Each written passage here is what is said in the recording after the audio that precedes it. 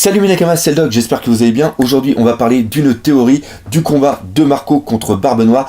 Et là on se dit putain bordel de merde, pourquoi je n'y ai pas pensé? C'est ce qui s'est passé dans ma tête quand j'ai lu le chapitre, que j'ai vu la révélation. Je me suis dit mais merde, c'est tellement logique. T'as Barbe Noire, cet enculé, il a carrément tué déjà un membre de l'équipage de Barbe Blanche, ce qui était le crime le plus odieux en soi quand tu fais partie de l'équipage de Barbe Blanche, car il y a ce sentiment, il y a cette notion de famille qui est extrêmement importante, qui est primordiale justement, et le fait qu'il ait tué Barbe Blanche et qu'il ait profané son corps, pour Marco, pour n'importe quel membre de l'équipage de Barbe Blanche, c'est quelque chose d'inacceptable, et il était parfaitement logique que Marco ait voulu se venger. Et donc il y a longtemps que j'aurais dû faire cette putain de théorie, et cette théorie je vais vous la faire maintenant. On va voir pourquoi justement il y a eu ce combat, qu'est-ce qui a amené justement à cette situation, et après quelles sont les conséquences qu'il y a eu par rapport à ce combat. Donc c'est parti pour la théorie, le combat de Marco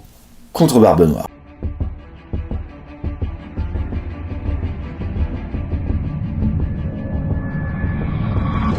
On va déjà faire un petit historique par rapport à Barbe Noire, car c'est super important pour vraiment comprendre le fait que Barbe Noire soit quelqu'un de super machiavélique et surtout quelqu'un qui est super intelligent. Depuis le début de One Piece, tout ce qu'a fait Barbe Noire était quelque chose de réfléchi. C'est un mec, même s'il a une gueule avec des chicots, parce que c'est pas une bouche qu'il a, c'est carrément une gueule avec ses chicots, même si je le déteste, j'ai quand même une admiration pour lui, car il met en place des plans et la plupart de ces plans arrivent à bien, c'est-à-dire qu'il a commencé à s'engager dans l'équipage de Barbe Blanche.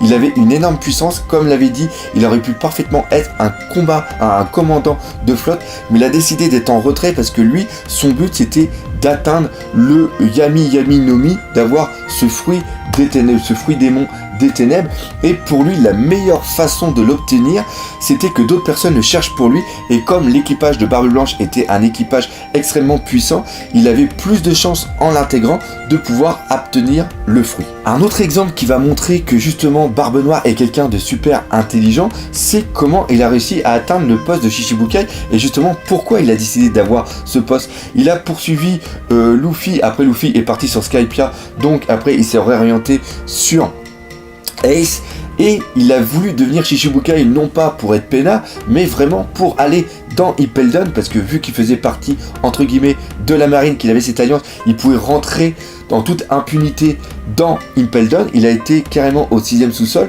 pour aller sortir les pires atrocités, les pires monstres qu'il y avait dans l'univers de One Piece, les faire combattre entre eux et après prendre les meilleurs et en faire sa flotte. Et ça encore une fois c'est pas un plan qui s'est fait comme ça, c'est quelque chose qui a été mûrement réfléchi.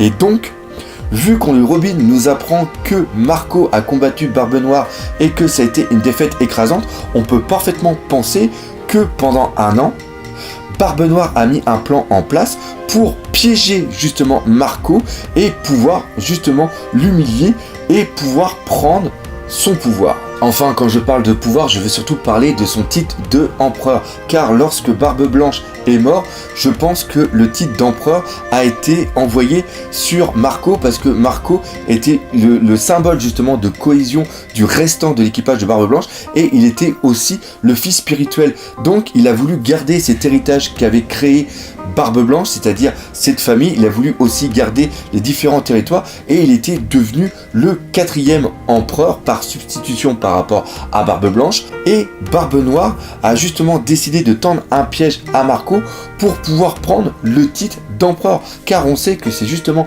après cette guerre qui a été la guerre de la revanche qu'il a obtenu le poste de 4e empereur du Nouveau Monde. Donc Barbe Noire avait atteint l'un de ce but, car on sait que Barbe Noire, quand il a fini Marineford, il a dit que maintenant ça allait être son ère et qu'il allait devenir entre guillemets le maître du monde de One Piece. Par contre, Marco, ce n'est pas le dernier des idiots. Marco, on voyait qu'il avait quand même une très grande intelligence, il avait aussi une très grande puissance, car durant Marineford, même si je vais faire une petite ellipse, une petite parenthèse par rapport à Marineford. À Marineford, on n'a pas vu beaucoup de techniques hyper puissantes, ça c'était normal, parce que Ichiro Oda ne voulait pas justement annoncer, voulait pas montrer beaucoup de choses. Marineford n'est qu'un teaser pour moi de ce qui va se passer dans le Nouveau Monde. C'est pour ça que le Haki version noire n'a pas été montré, et c'est aussi pour ça qu'on n'a pas vu une grosse ébauche vraiment de pouvoir. Marco, quand on le voit combattre, il a réussi à combattre les 3 amiraux un par un. Il n'a pas réussi à les... il a combattu avec, mais il n'a pas réussi à les battre. Il a montré une certaine puissance, mais je pense qu'on a dû voir que 10% de la puissance de Marco, vu que c'était beaucoup Barbe Blanche qui était l'acteur principal de cet arc Marineford, et aussi par extension après Luffy dans la libération de Ace. Ça c'est quelque chose de narratif, je reviendrai plus tard quand je ferai l'explication vraiment de l'arc Marineford. Donc Marco est quelqu'un d'intelligent, et Marco est aussi quelqu'un de puissant, et le fait encore une fois de dire qu'il y a eu une défaite écrasante est quelque chose qui nous a énormément surpris. Barbe Noire, en tant qu'ancien membre de l'équipage de Barbe Blanche, connaissait les faiblesses et les avantages de tous les commandants de flotte et de tous les équipages, que ce soit aussi par rapport aux alliés, et ça c'est vraiment un ascendant que tu peux avoir lors d'un combat. Si tu connais tes ennemis, tu pourras beaucoup plus facilement les neutraliser. Maintenant, on sait aussi que il veut devenir non pas le seigneur des pirates, mais carrément le maître du monde de One Piece, et par rapport à ça, il doit obligatoirement niquer la gueule aux autres empereurs que sont Big Mom, Shanks et aussi Kaido. Il sait que Kaido a une armée de, entre guillemets, de bêtes, de Zoan par rapport au Smiley, et lui, il doit aussi se créer une sorte d'armée pour pouvoir contrer cette puissance qu'a Kaido en lui.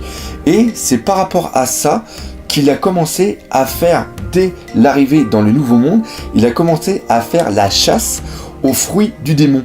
Et Dressrosa va nous donner une très grosse indication sur la façon dont il a justement de pouvoir prélever les fruits du démon des possesseurs de ces fruits. On est tous d'accord pour dire que Burgess n'est pas le plus intelligent des membres de l'équipage et des flottes de Barbe Noire, et pourtant c'est à lui qu'il a donné ce rôle d'aller justement récupérer les fruits du démon qui étaient présents sur Dressrosa.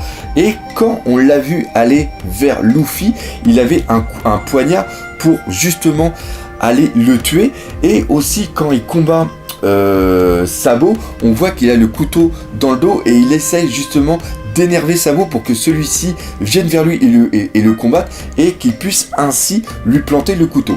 Donc là, on peut penser que extraire les fruits du démon d'une personne va être lié justement au pouvoir, aux fruits du démon de Barbe Noire. On a vu lors du combat de Ace contre Barbe Noire et aussi de Barbe Blanche contre Barbe Noire, on a vu que ce dernier pouvait aligner le pouvoir du fruit du démon de ce possesseur rien que en le touchant.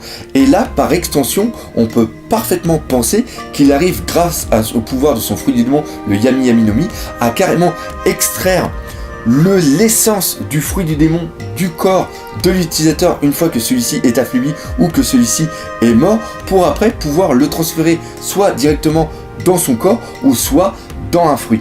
Et là, on va reprendre ce qu'a fait Burgess durant Dressrosa. Comme je vous l'ai dit tout à l'heure, c'est par l'intermédiaire du couteau qu'il pouvait, pour moi, extraire le fruit, l'essence du fruit du démon. Donc, on peut imaginer que Barbe Noire, par rapport peut-être à l'éveil de son fruit, qu'il a réussi à mettre une partie des caractéristiques du Yami Yami no Mi dans le couteau que Burgess a, et que c'est grâce à celui-ci que l'essence à l'intérieur du possesseur du fruit du démon va dans le couteau, et après, grâce au couteau, il prend n'importe quel fruit, il plante le couteau dans le fruit, et l'essence du fruit du démon vient intégrer l'autre fruit et devient enfin un fruit du démon. Et donc, par rapport à ce procédé, on peut imaginer que durant une année avant justement le combat qu'il va y avoir entre Barbe Noire et Marco et leurs deux flottes, que Barbe Noire, dans le secret, encore une fois c'est toujours le secret qui est toujours présent à travers Barbe Noire, qu'il ait réussi à se faire une flotte de possesseurs de fruits du démon, et là il aurait carrément un ascendant après par rapport à Kaido qui lui a seulement une armée de Zoan Smiley, alors que lui, Barbe Noire, a peut-être carrément une armée de possesseurs de fruits du démon. Et maintenant, vu qu'il connaissait l'équipage de Barbe Blanche, il a peut-être aussi trouvé des fruits du démon qui peuvent contrecarrer justement les pouvoirs de la flotte de Barbe Blanche. Et donc Marco, lui, n'avait pas eu cette information. Il a dû justement pendant un an faire une cohésion au niveau de son équipage. À un moment, il a dû avoir l'information que Barbe Noire était quelque part. Il a dit ça va être parfait pour pouvoir lui tendre un piège, et malheureusement le piège, ce n'est pas Marco qui l'a tendu à Barbe Noire, mais c'est bien Barbe Noire qui l'a tendu à Marco. Et Marco, face à la puissance qu'il avait devant lui, n'a absolument pu rien faire du tout et a eu cette défaite écrasante. Maintenant, l'information que l'on a eue, c'est que tous les commandants de la flotte de Barbe Blanche, anciennement Barbe Blanche, après à Marco, ont disparu. Pour moi, je pense que justement à la fin de cette guerre, ils ont quand même réussi à partir et ils ont dû se planquer, ils ont dû se mettre sous la protection de quelqu'un, le temps de pouvoir penser leurs blessures. L'équipage de Barbe Blanche a carrément éclaté, a carrément volé en éclats. D'ailleurs, c'est pour ça que Webble a pu facilement les détruire. On a eu cette information justement quand on a eu la présentation de Webble dans le chapitre 802, où on apprend par la bouche de Kizaru que Webble, ça fait déjà le 16e commandant d'équipage anciennement Barbe Blanche qu'il massacre. Donc on peut voir que l'équipage a totalement volé en éclats, et donc Marco et quelques-uns des autres commandants ont cherché refuge. Et quelle personne peut mieux les protéger autre que Shanks? Car rappelez-vous, la cicatrice que Shanks a au niveau de son œil est une cicatrice qui lui a été faite par Barbe Noire, et je suis sûr et certain que Barbe Noire, maintenant étant devenu un empereur par rapport à la défaite de Marco, il va vouloir continuer sur le chemin. Maintenant qu'il a montré à tout le monde qu'il avait aussi une armée de fruits du démon, il va continuer dans sa démarche, et ça c'est justement Jinbei qui le dit, qu'il est toujours à la recherche de possesseurs de fruits du démon pour justement leur extraire leur pouvoir. Et maintenant, le but ultime de Barbe Noire, ça va être justement de détruire les autres empereurs pour asseoir sa domination sur le Nouveau Monde et par extension carrément sur le monde de One Piece. Et à travers cette théorie, ce que je veux montrer, c'est que l'antagoniste final de One Piece n'est pas la marine à travers Akainu et la mort de Ace. Encore une fois, la mort de Ace et la mort de Barbe Blanche sont des morts totalement logiques et totalement justes quand tu te places d'un point de vue de la marine. Et encore une fois, normalement, la marine, c'est les gentils dans le monde de One Piece. Les pirates, c'est les méchants. Ça, faut bien le comprendre. Et donc, l'antagoniste futur, ça sera Barbe Noire, car Barbe Noire a ce but de devenir le maître du monde, et devenir le maître du monde et un peu devenir le seigneur aussi des pirates. Et le but commun de Barbe Noire et aussi de Luffy sont à peu près le même but. Et le final de One Piece va être ça, parce que encore une fois, on est en train de nous montrer que l'ancien équipage de Barbe Blanche a une dent contre Barbe Noire. Shanks va aussi vouloir latter la gueule à Barbe Noire, que Barbe Noire, par le fait de vouloir détruire les autres empereur, va obligatoirement aussi se confronter à Kaido, et tout est en train de se préparer pour faire un final absolument dantesque. Voilà, cette théorie est maintenant terminée. Comme d'habitude, j'espère que vous l'aurez beaucoup apprécié. Si c'est le cas, n'hésitez pas à laisser des commentaires, car même si je n'ai pas le temps d'y répondre, je me fais toujours un honneur de lire tous vos commentaires. Voilà, cette théorie est maintenant terminée. Comme d'habitude, j'espère que vous l'aurez beaucoup apprécié. Si c'est le cas, n'hésitez pas à partager, parlez-en autour de vous, laissez des commentaires comme je vous l'ai dit tout à l'heure, et défoncez la gueule de ce putain de pouce bleu. Et nous, comme d'habitude, on se dit à bientôt pour de nouvelles aventures One Piece. Allez, salut mes Nakamas.